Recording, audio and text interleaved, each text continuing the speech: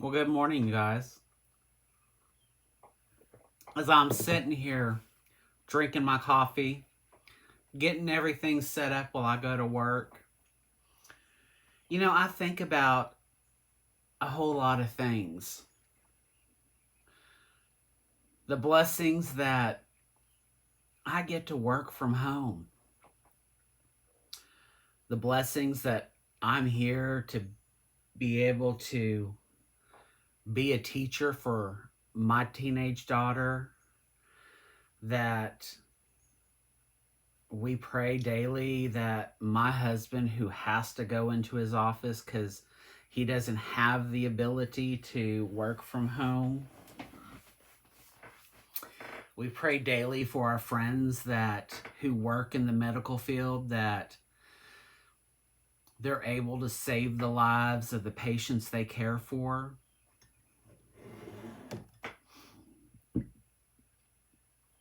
We pray for our friends who are in the service industry that have been deeply affected by this devastating pandemic that we are dealing with. I understand the privilege that my family has. And I also understand the sadness and the heartbreak that so many are dealing with daily. Folks, this isn't going to be the normal what grinds my gears.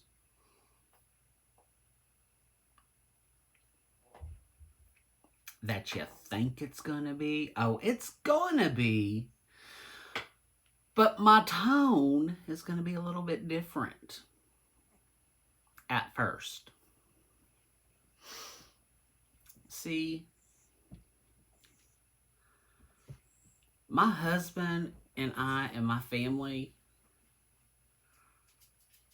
we understand what it means to struggle. What most people don't realize is, yeah, we have a lot of privilege. And we have been so immensely lucky in our lives. And we have a lot of beautiful and nice things in our life. But over this last year, it's been a hard struggle.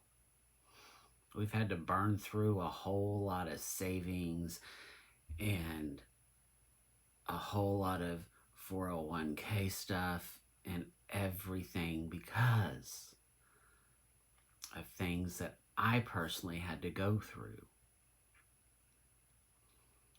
So while I was down and out for double back surgeries and Rick had to take off of work and lose income and all of this, what people are now going through with being out of work, having to go through what little savings they probably had,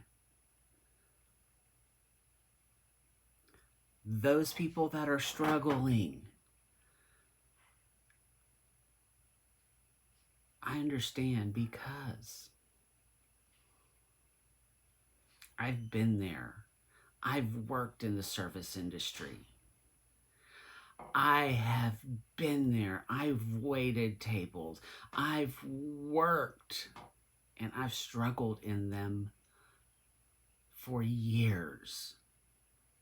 And I know what it's like to have a restaurant close and you're out of a job and you don't know what you're going to do. Or your income is immediately slashed in half. And you're like, oh my God, how are we going to pay that mortgage? Or how are we going to pay that car payment? Or how are we going to do that? And we call them and they're like, no, we can't do that. Or, well, we can do that, but you're going to have a balloon payment. or whatever. I understand that. And I want you to know you may not believe in the same type of belief system that I do, but I'm praying for you.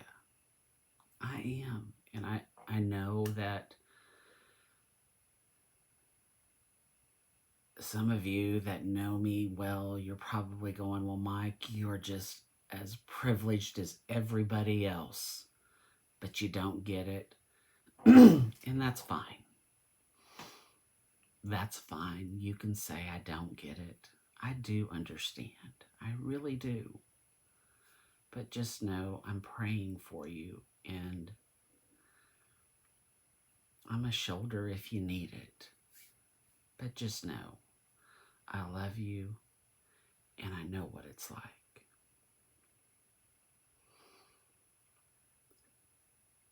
But now, to what's been grinding my gears, is turning over to the lackluster freaking support that we're getting in our national government towards our frontline support and towards our service people and the loan origination people that are working their asses trying to get this stuff done to help the people like my service people, like my restaurant people, like my small businesses.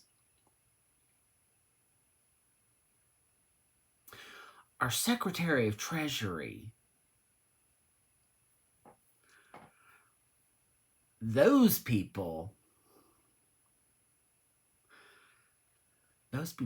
fucking piss me off. I told you it's gonna get where it grinds my gears.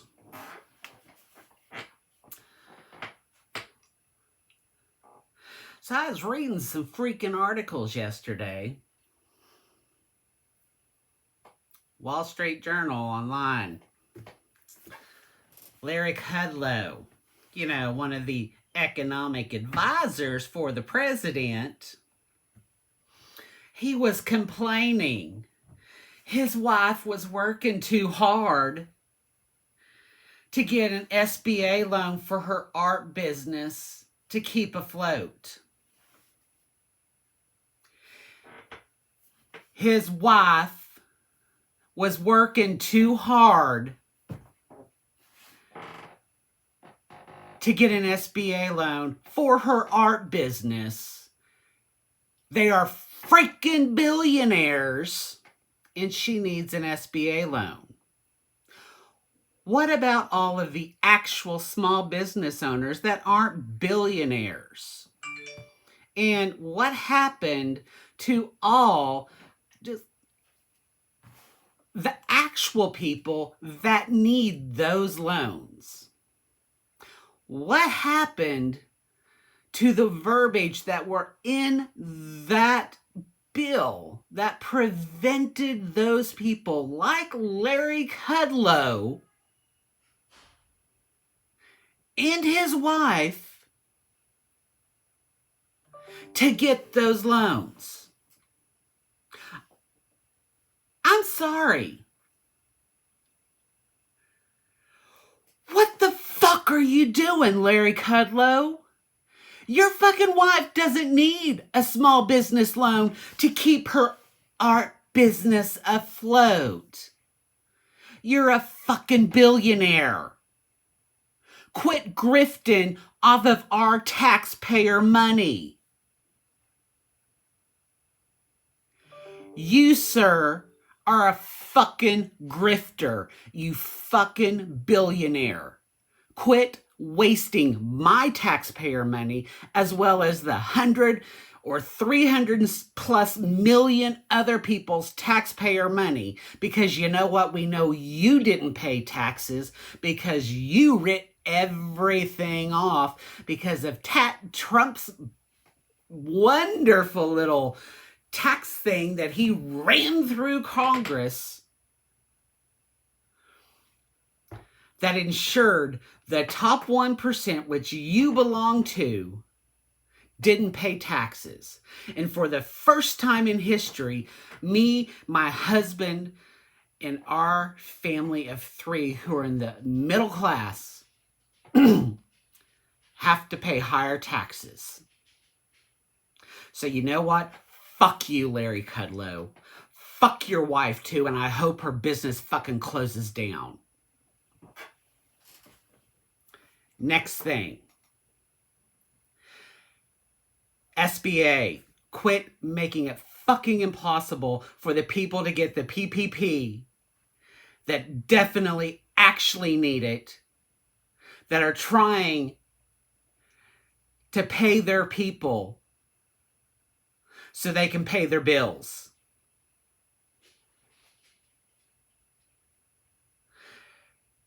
My friend Chad in Florida is trying to pay his people in his salon.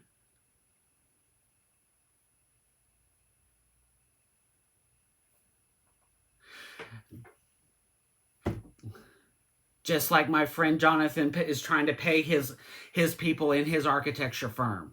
My friend Mark in Jersey trying to pay his salon people. So you know what? Quit trying to make this virtually impossible for the actual people who need it, and making it possible for the multimillionaires and the billionaires that don't need the help,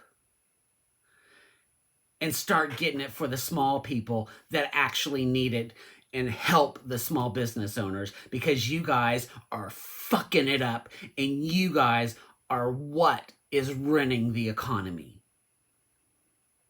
Because it is the people like you and Trump and Pence that has fucked this up from day one.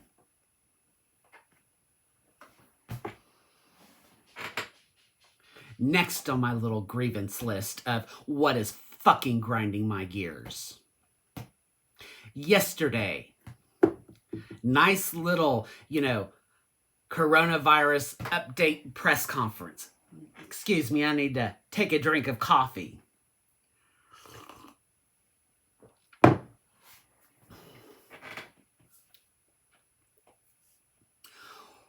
Let's start off with I'm gonna run a fucking campaign ad to start off the conference. Donald Trump, fuck you. Fuck you and the high horse you rode on in. You know what? These news conferences are not about you. It should be about the people. The people that are suffering. Not about you. So, you know what? Let's talk about the people that are suffering. It's not about you at all. And I am so tired.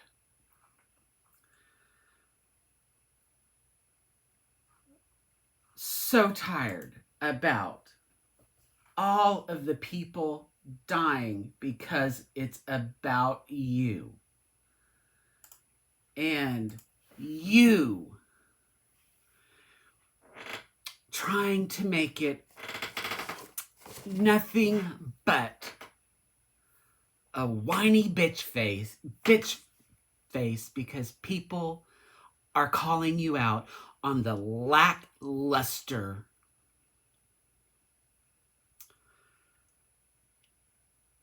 things that you have done. So first off, let's start about you not knowing your fucking facts. You had intelligence briefings starting last year, late November, early December, about the possibility of an epidemic starting. What did you do? Not a fucking thing. You ignored them. Late December, there was the talk about this novel virus happening in China. What did you do? Not a fucking thing.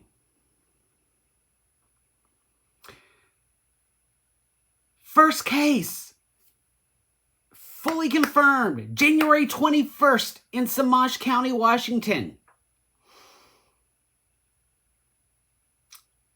Did you do anything? No. China locks everything down when they have confirmed human-to-human transmissions. You were warned. What did you fucking do? Not a damn thing. You waited. World Health Organization is talking about, we need to do these things, implement possibly a travel ban or travel restrictions. You put a limited one in, but still allowed over 425,000 travelers in to and from China. And it wasn't just Chinese. It was Americans, Europeans, everything. And I want you to know, and I'm stressing this is not called a Chinese fucking virus. You racist, sorry ass son of a bitch. This is a novel coronavirus called COVID-19. Get it?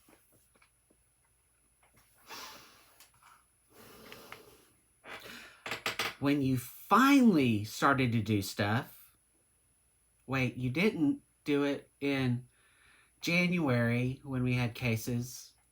You didn't do anything really in Europe. No. Wait, no. Nope. You said you went on your rallies. Governors were doing stuff in February as cases were rising in the East Coast and the West. You were going to rallies and saying, oh, it's a Democratic hoax to panic me and go after my presidency.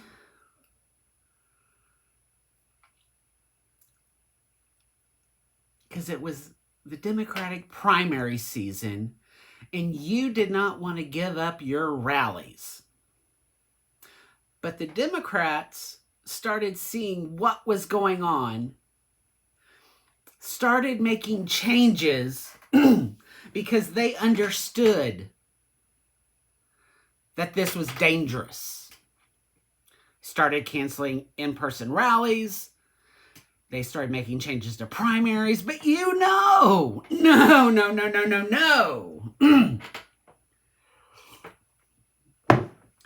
You called it a hoax. You tweeted it was a hoax. You said it was a liberal hoax and all of this stuff because you said it was going against your presidency because you did not fucking care about the people as the cases increased and the death rate rose. So finally, when you did something, when the markets crashed in March, it was a little too late.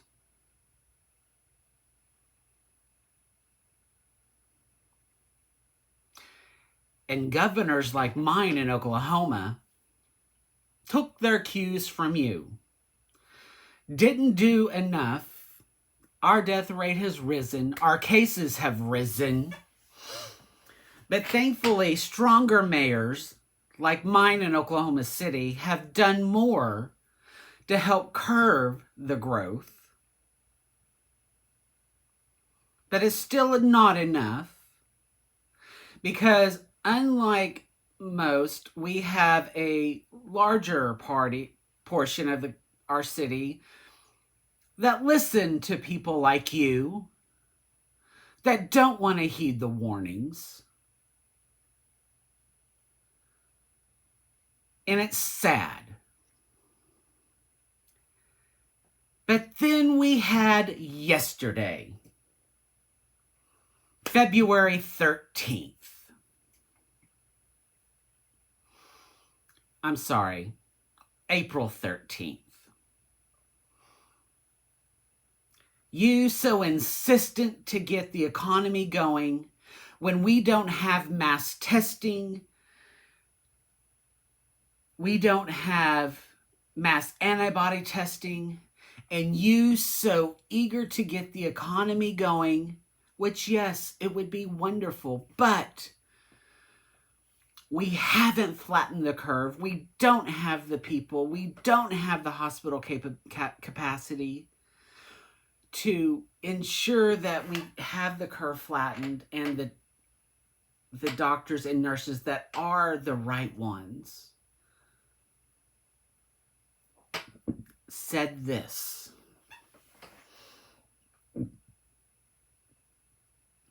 Not something that any president of the United States ever in the history of this great country has ever said and will ever say again, ever. Because this is the last time you as president will ever say, because I think it will be the last time as president you will say it. Because as I watched the comments roll in, I saw this clear shift of things after you said it. When you said, and I quote, "I alone have the ultimate authority to do what I want. I alone."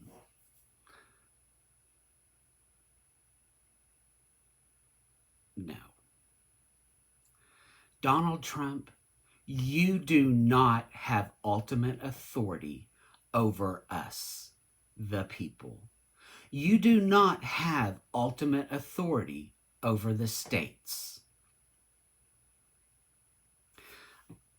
You do not have supreme ultimate authority over everything. See, what you forget is how our government and it works within the states and how our republic works.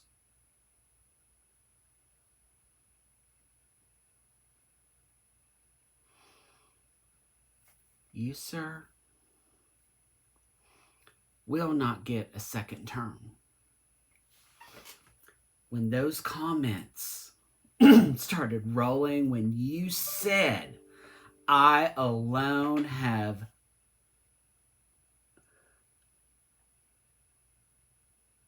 ultimate authority,"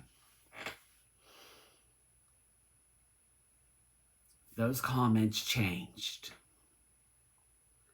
from support to no. There were comments from no to "I used to respect you" to "You just lost a voter. I used to respect you, but I can't anymore." To Hitler said things like that. to dictators say that, to you don't understand the Constitution, to what the hell are you saying? You do not have that. You do not have that authority. You do not have that power. So, you want to know what's grinding my gears right now? Donald Trump, you do not have ultimate authority as president. You are only but one branch of government. That's it. There's two other co-equal branches of government. There's Congress, and then there's the courts.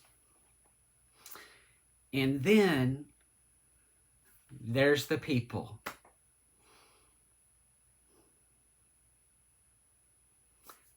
And the people, the last election, you didn't really have the people. You only had the Electoral College